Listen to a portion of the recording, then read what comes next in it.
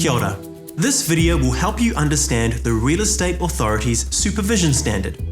It covers what legal supervision obligations there are and what a licensee should expect from their supervisor or branch manager.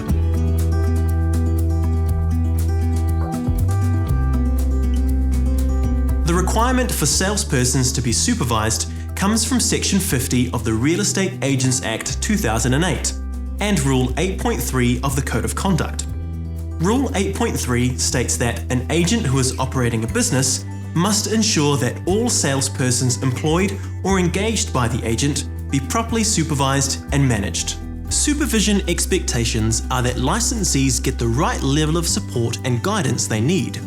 The supervision rules apply to all salespersons regardless of how long they have been in the industry or whether they are employees or independent contractors. Supervising agents or branch managers must have enough control and oversight of a salesperson's work to ensure it complies with the requirements of the Act and rules.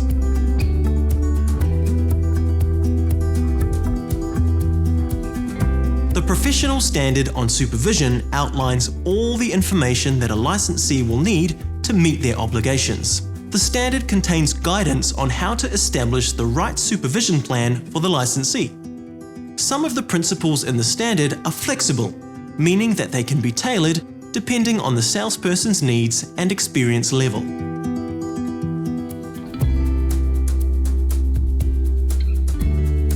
All agencies should have clear systems, policies, and procedures in place to supervise their salespersons. When a new salesperson starts with the agency, the supervisor should assess their individual needs and tailor a plan to suit them. The supervisor needs to figure out how often they'll need to check in and the level of detail that they'll need to cover. When deciding what an individual's supervision plan will look like, the supervisor should answer questions like, how long has the salesperson worked in the industry? Have they had any complaints made against them? If so, what for? And what type of real estate sales do they have experience in? A supervisor and a salesperson should work together to write a supervision plan that meets their legal obligations. The plan should be regularly reviewed and updated as the salesperson's level of experience increases, and should also include an arrangement for when the supervisor is unavailable. So what kind of things might a supervisor do? Their responsibilities will include things like helping the salesperson create appraisals and prepare agency agreements, occasionally attending open homes to observe and provide feedback to the salesperson. They need to have regular one-on-one meetings, observing how the salesperson interacts with customers and clients, and reviewing the salesperson's emails to clients and customers to make sure they're professional.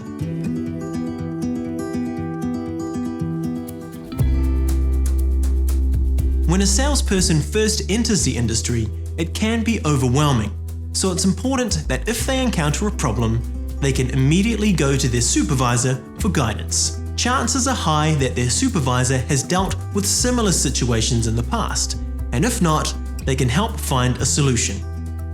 If a salesperson is new to the industry, they will need greater supervision. Remember, if a salesperson has fewer than 6 months' experience, they will not be able to prepare sale and purchase agreements or give advice about them. It can be helpful to buddy new salespersons up with an experienced licensee for their first 6 months. However, there is a difference between managing a salesperson and supervising a salesperson. Anyone can be the manager of a salesperson, but only agents and branch managers can be supervisors. It's common within the industry for salespersons to be the manager of other salespersons.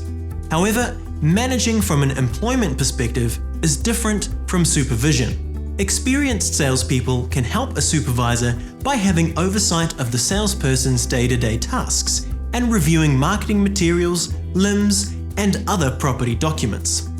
They can even be on hand to answer questions. However, the supervisor remains accountable for compliance matters.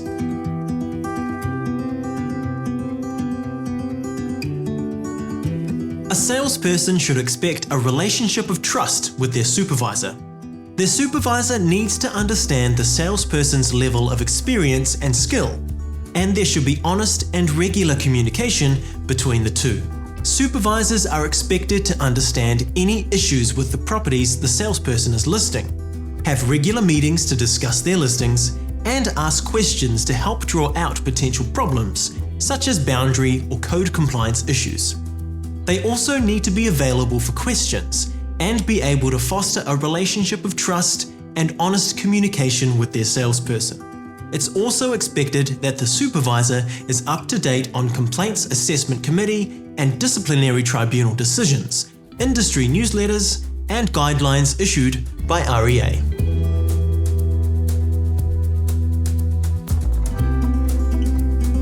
Supervision requirements are the same whether the supervision is remote or in person. A supervision plan needs to outline how the supervisor intends to review the salesperson's work, how the salesperson can contact their supervisor with urgent issues, as well as how and when one-on-one meetings will happen. Supervision can be risky for the supervisor if good systems and processes aren't in place. For example, in a large branch, a supervisor may have many salespersons to supervise across a large number of real estate transactions. On the other hand, remote supervision can have its own unique challenges. These might include the fact that a supervisor may not be able to be as involved in day-to-day activities and issues. A supervisor must have a clear oversight of the salesperson's work, as they are accountable if something goes wrong due to poor supervision.